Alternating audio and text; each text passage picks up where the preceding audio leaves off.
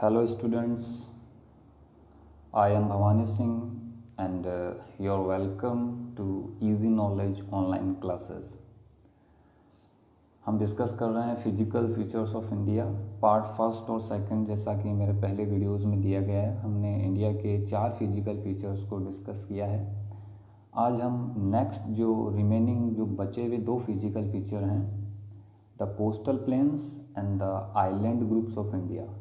The coastal plane तटवर्ती इलाके और जो आइलैंड ग्रुप ऑफ इंडिया है जो भारत के द्वीप समूह हैं, इनके बारे में हम आसानी से सरलता से समझने जा रहे हैं, डिस्कस करने जा रहे हैं। So let's start. देखिए, इस मैप में हम समझने की कोशिश करेंगे कोस्टल प्लेन के बारे में। सबसे पहला टॉपिक होगा हमारा कोस्टल प्लेन। तो मैप के जरिए हम समझेंगे कोस्टल प्लेन कहाँ पर अवस्थित है, इसकी लोकेशन क्या है। हमारे प्यारे जो भारत का मैप है, इसमें देखिए आप नीचे मैप में देखोगे तो हम इसमें सबसे पहले साइड को इंडिकेट करेंगे। तो जस्ट नीचे बॉटम पर हम साइड इंडिकेट करते हैं या माना जाता है मैप में साउथ, और ये यहाँ पे ईस्ट साइड है मैप में, और इसके जस्ट अपोजिट वेस्ट साइड। देखिए, 2 तरह के कोस्टल प्लेन तटवर्ती इलाके इंडिया में बने हुए हैं। एक वेस्टर्न कोस्टल प्लेन है, एक ईस्टर्न कोस्टल प्लेन है, और ये इस तरह से बना हुआ है। ये है ईस्टर्न कोस्टल प्लेन और इधर है वेस्टर्न कोस्टल प्लेन। ये यहाँ महाराष्ट्र में, मैप में महाराष्ट्र से लेकर के नीचे बॉटम में तमिलनाडु तक, नीचे जो कैप कोमोरिन हमारा लास्ट पॉइंट माना जाता है इंडिया का, वहाँ तक। देखिए, वेस्टर्न कोस्टल प्लेन को 2 पार्ट में डिवाइड किया गया है तटवर्ती इलाके को। फर्स्ट है कोकन कोस्ट, जैसा कि आप मैप में देख पा रहे हो, कोकन कोस्ट, और सेकंड मैप में देख पा रहे हो आप मलाबार कोस्ट। तो हम कहेंगे कि जो वेस्टर्न कोस्ट है उसे 2 पार्ट में डिवाइड किया गया है, कोकन कोस्ट और मलाबार कोस्ट। और इधर ये आपका ईस्टर्न कोस्ट, ईस्टर्न कोस्ट को भी 2 पार्ट में, मतलब समझने के लिए बेसिकली 2 पार्ट में डिवाइड किया गया है। कई जगह ज़्यादा भी डिवीज़न इनका कर दिया जाता है, तो बेसिकली समझने के लिए 2 ही पार्ट में डिवाइड किया गया है। तो ईस्टर्न कोस्टल प्लेन को भी 2 पार्ट में डिवाइड किया है। एक यहाँ पे मैप में हम देखेंगे नॉर्दर्न सरकार है, आंध्र प्रदेश तक, ये ऊपर जो उड़ीसा से स्टार्ट होता है और ये आंध्र प्रदेश तक नॉर्दर्न सरकार इसे बोला जाता है। और सेकंड ये आंध्र प्रदेश से लेकर नीचे कैप कोमोरिन तक बॉटम साउथ में कोरोमंडल कोस्ट। तो इस तरह से डिवीज़न किया गया है हमारे दोनों कोस्टल प्लेन का, वेस्टर्न कोस्टल प्लेन का भी और ईस्टर्न कोस्टल प्लेन का भी। जो तटवर्ती इलाके हैं दोनों, ईस्ट के और वेस्ट के, तो उनका विभाजन किया गया है। द कोस्टल प्लेन, अब इनके बारे में थोड़ा हम समझेंगे। द पेनिनसुला प्लेटू, जैसा कि हमने पिछले पार्ट में पढ़ा था, प्रायद्वीपीय पठार का जो इलाका था सबसे पुरानी रॉक से बना था। The peninsula plateau is flank by stretch of narrow coastal strip. देखिए, पेनिनसुलर प्लेटू के दोनों तरफ एक पतली पट्टी बनी हुई है, जैसा कि आप देखो मैप में देख पाओगे, ये पेनिनसुलर प्लेटू के दोनों तरफ पतली पट्टी। देखिए, पेनिनसुलर प्लेटू ये था इस तरह से। तो अब देखिए, ये दोनों तरफ जो पतली पट्टी बनी हुई है, ये है वेस्टर्न और ईस्टर्न कोस्टल प्लेन। तो ये समझाने की कोशिश की मैं कि दोनों तरफ जो पतली एक स्ट्रेच, एक पट्टी बनी हुई है, स्ट्रिप बनी हुई है हमारे पेनिनसुलर प्लेटू के दोनों तरफ, वो है वेस्टर्न और ईस्टर्न कोस्टल प्लेन।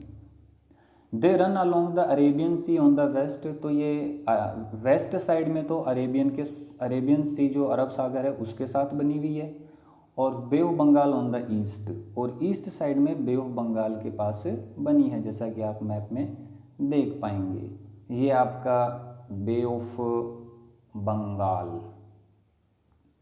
और ये अरेबियन सी आपका। ओके, समझने के लिए। तो जो ईस्टर्न कोस्टल प्लेन है वो एक स्ट्रिप पतली सी पट्टी बनी हुई है, उस किनारे पे वो बे ऑफ बंगाल के सहारे सारे बनी हुई है इस तरह से, और इधर अरेबियन के सहारे वेस्टर्न कोस्टल प्लेन आपका बना हुआ है। The western coast lie between the Western Ghat and the Arabian Sea. अब देखिए वेस्टर्न जो कोस्ट है वो बीच में आती है वेस्टर्न घाट और अरेबियन सी के बीच में जो एक पतली सी पट्टी बनी है। तो आप इसे समझिए वेस्टर्न घाट एक माउंटेन्स का ही ग्रुप है।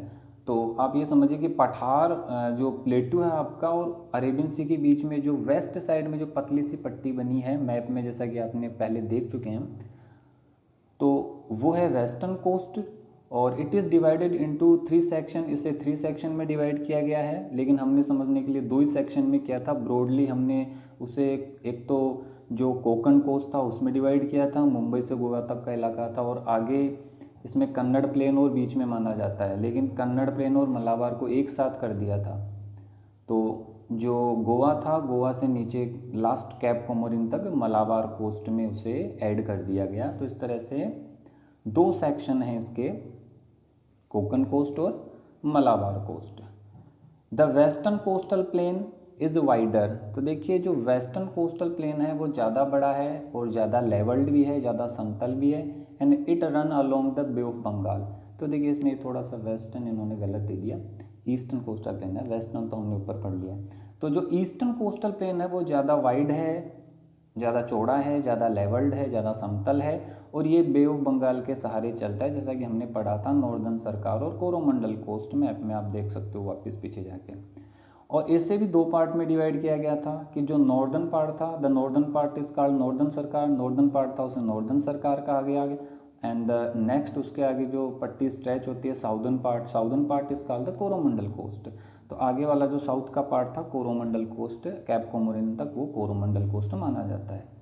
एक्सटेंसिव डेल्टाज बने हैं बड़ी नदियों के द्वारा, form by large reverse like Mahanadi, Godavari, Kaveri. तो ये 3-4 महत्वपूर्ण बड़ी नदियां हैं, पुरानी नदियां हैं, परनैनियल रिवर्स से पूरे साल चलती है, तो इनसे बहुत बड़े बड़े डेल्टाज बने हुए हैं। डेल्टाज मतलब नदियों का इलाका।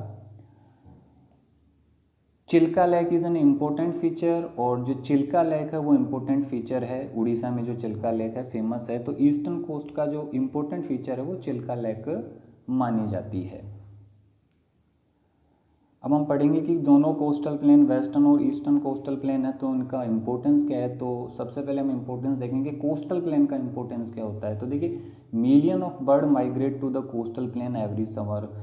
हर जो गर्मियों का मौसम है उसमें बहुत सारे पक्षी हैं यहाँ पे माइग्रेट करते हैं। माइग्रेटरी बर्ड्स हैं जो यहाँ पे आते हैं दूर दूर देशों से, जैसे कि फार अवे है साउथ अमेरिका और न्यूजीलैंड जैसे देशों से भी यहाँ पर बहुत सारे पक्षी आते हैं। The wetland provide abundant food. और इतने सारे पक्षी यहाँ पे क्यों आते हैं? क्योंकि वेटलैंड होती है नम भूमि, जहाँ पे तटवर्ती इलाका है, बहुत सारा पानी है, नदियाँ भी बहुत सारी, इसलिए वेटलैंड बन जाता है, वो नम भूमि बन जाती है।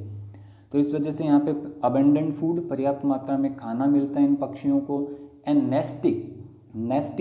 नेस्टिंग मतलब ये घोंसले बना सकते हैं, नेस्टिंग कर सकते हैं फॉर द बर्ड्स, और as well as animal like polar bear and musk oxen. तो हम यहाँ पे ये कहेंगे पोलर बियर और मस्क ऑक्सन है, ये दोनों इंडिया के कोस्टल प्लेन पे लागू नहीं होते, लेकिन ऊपर वाले जो फीचर हैं वो इंडिया के कोस्टल प्लेन पे लागू होते हैं। A coastal plain is a flat low lying. हमें इसमें डेफिनेशन समझने की, कोस्टल प्लेन एक समतल लो लाइंग जमीन के नीचे वाला पीस है next to the ocean. Ocean के आगे की ज़मीन, ओशन के आगे का हिस्सा मीन्स जो मैनलैंड होती है, जो नीचे का इलाका है, जो समतल है, उसे हम कोस्टल प्लेन कहेंगे। नेक्स्ट हमारा जो फीचर है इंडियन फिजिकल फीचर का, द आइलैंड। सबसे पहले definition, an island is an any piece of subcontinent land that surrounded by water. तो आइलैंड कोई भी एक ऐसा पीस है सबकॉन्टिनेंटल लैंड का, मीन्स उपमहाद्वीपीय जमीन का, जो चारों तरफ पानी से घिरा हुआ है, जिसे हम द्वीप कहते हैं, जिसे हम आइलैंड कहते हैं, कि एक सबकॉन्टिनेंटल लैंड है ये और चारों तरफ पानी से घिरी हुई है, जिसे हम आइलैंड कहेंगे। मैं चारों तरफ पानी से घिरा हुआ हिस्सा जमीन का, उसे हम कहेंगे आइलैंड, द्वीप। तो देखिए इंडिया में mainly 2 island of group of island हैं, 2 द्वीपों के समूह हैं। एक आप देख पाओगे मैप में लक्षद्वीप जो अरेबियन सी में, अरब सागर में बना है। दूसरा Andaman and Nicobar group island है जो बे ऑफ बंगाल में बना हुआ है।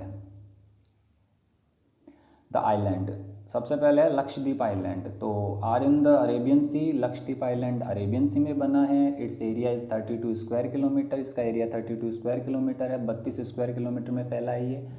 The administrative headquarter of Lakshadweep is at Kavaratti island. और जो एडमिनिस्ट्रेटिव हेडक्वार्टर जो होता है, जहाँ से एडमिनिस्ट्रेशन प्रशासन को संचालित किया जाता है, तो लक्षद्वीप का प्रशासन संचालित होता है कावारती आइलैंड से, क्योंकि ये हेडक्वार्टर है Kavaratti. This group of island is rich in terms of biodiversity. और ये लक्षद्वीप जो आइलैंड है ये बायोडाइवर्सिटी में बहुत रिच है। तो बायोडाइवर्सिटी जैव विविधता में बहुत तरह के पशु पक्षी, फ्लोरा एंड फौना, दो वर्ड काम में लिए जाते हैं बायोडाइवर्सिटी के लिए। फ्लोरा एंड फौना, बहुत तरह के फ्लोरा होता है, बहुत तरह के पेड़ पौधे, अलग अलग तरह के टाइप, वेरियस टाइप्स ऑफ जो फ्लोरा हैं, बहुत सारे तरह के पेड़ पौधे यहाँ पे मिलते हैं, वनस्पति मिलती है। और फौना मीन्स बहुत तरह के जीव जंतु भी यहाँ पे मिलते हैं। तो इस तरह से यहाँ की जो डाइवर्सिटी है, जैव विविधता है, वो एक रिच जैव विविधता बन जाती है, अपने आप में एक यूनिक।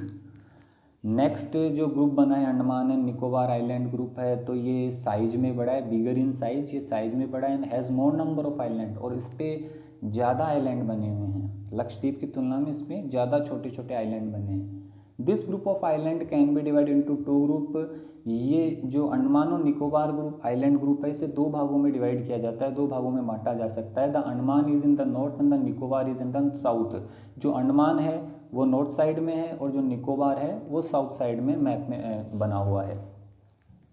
अंडमान नॉर्थ साइड में है और निकोबार जो आइलैंड ग्रुप है वो साउथ में बना है। These island too have rich biodiversity. तो ये जो दोनों आइलैंड हैं ये भी बायोडाइवर्सिटी में, जैव विविधता में बहुत रिच हैं।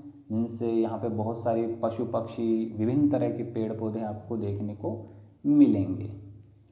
Lakshadweep island, there are 36 coral island that constituent Lakshadweep island. देखिए 36 यहाँ पे प्रवाल भित्ति जो द्वीप होते हैं वो उनसे बना हुआ है, 36 द्वीपों से बना हुआ है लक्षद्वीप आइलैंड।